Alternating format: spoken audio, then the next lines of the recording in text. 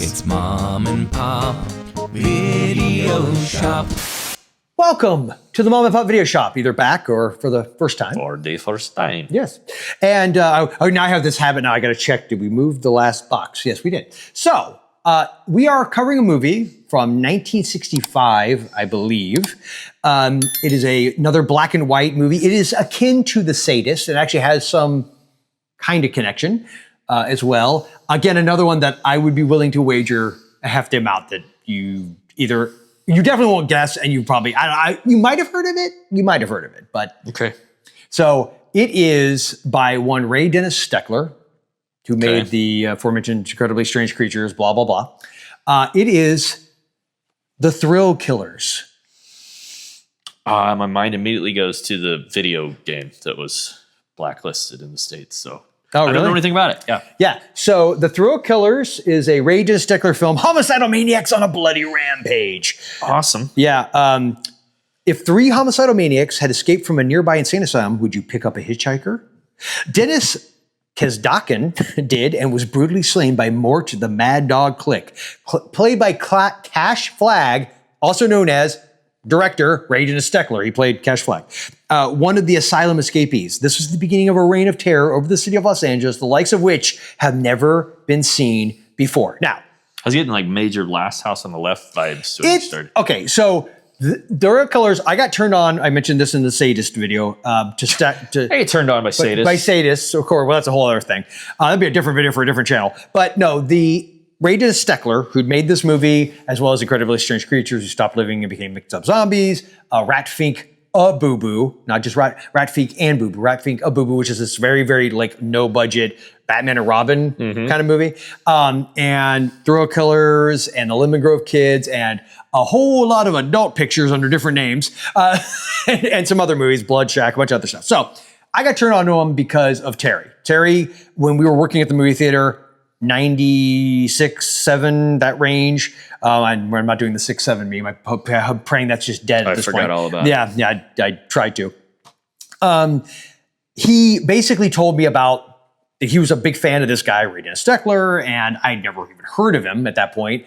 And I kind of went down this rabbit hole, and there was a show called, I think it was called Incredibly Strange Film Show that was out of the UK, that they interviewed Steckler, and Terry had several copies. He recorded onto VHS that he let me borrow. It was one on Steckler, one on John Waters, people like that. Yeah. People who I was like, John Waters, I at least kind of knew who he was, but I didn't because I think I'd seen Serial Mom in the theater. So I at least knew Waters, but I didn't know a lot about his old stuff. Right. So Terry's like that friend that I had that was cool enough that really knew some really esoteric, like, crap that most mainstream people had no idea what it was. So he was that friend. And still is my friend.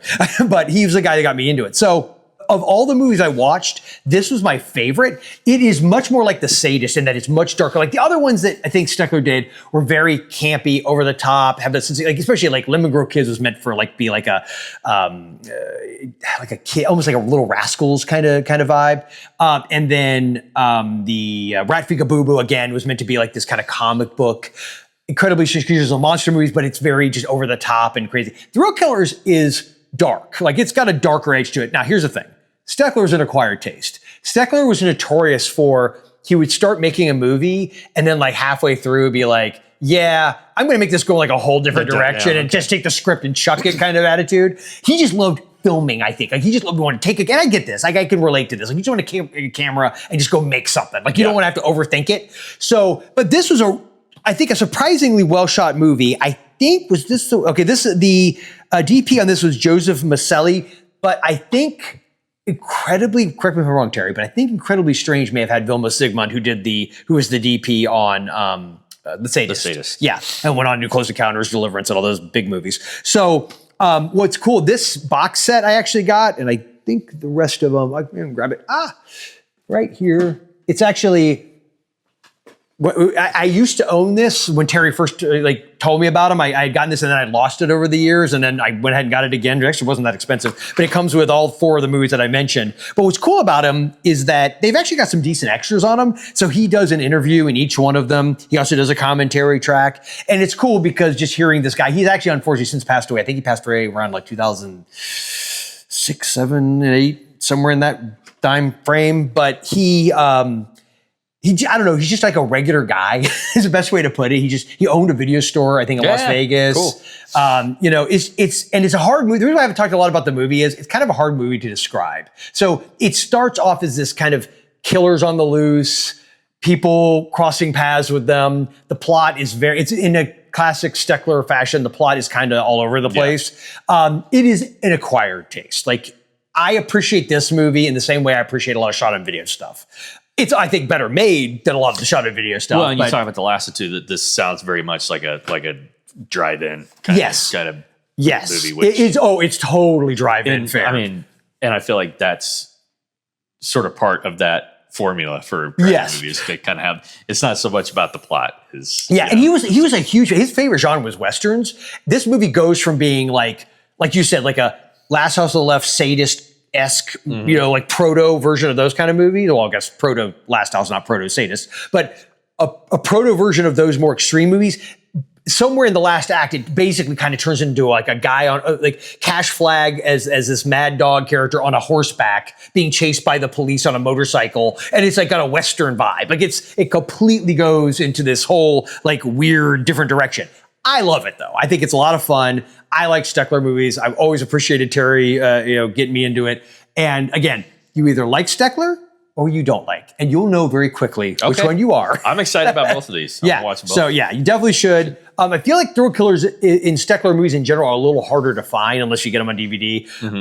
But I know you could still on eBay find copies of VHSs that he put out because he self-distributed a lot of his stuff. But you can still on eBay find stuff that he, because he would always do that. If you bought something from him directly, whether it was a DVD or VHS, he autographed it. And so you can still find his stuff on eBay like that. But point is, Ray Dennis Steckler, R.I.P. I'm a fan. Let me know in the comments, have you ever seen or heard of a Steckler movie for that matter? Because I know, was it Vinegar Syndrome put out a big box set that I know Terry bought because it came with the Cash Flagg mask and it came with like a bunch of stuff. But yeah, this is my box set. These are probably my 4 favorite movies of his that I've seen a few of the other ones, but mostly these 4 are my favorite. But let us know in the comments what you think. Be sure to like, share, and subscribe. Go check out Phantom Foundry Wax Company. And in the meantime, remember at I probably should. I always feel like Steckler movies are beyond rating, but I probably should rate it. I will give Thrill Killers, for me, a 3.5. Okay. Yeah, it's a 3 to 3.5. What'd you give the SADIST? I gave that a 4. Okay. Yeah, because I think SADIST is a better made movie. I'm with you. And it's more engaging in a lot of ways, but I just have this soft spot for Thrill Killers. It's definitely in that 3 to 3.5 range for me. For a lot of people, it would be a 1. But for me, it's a 3. So, so check it out. And remember, until next time, and Mom Pops, our love of... I got 2. Let's go with 10,000 Maniacs. Ooh, yay. Never stops. Mom and Pop.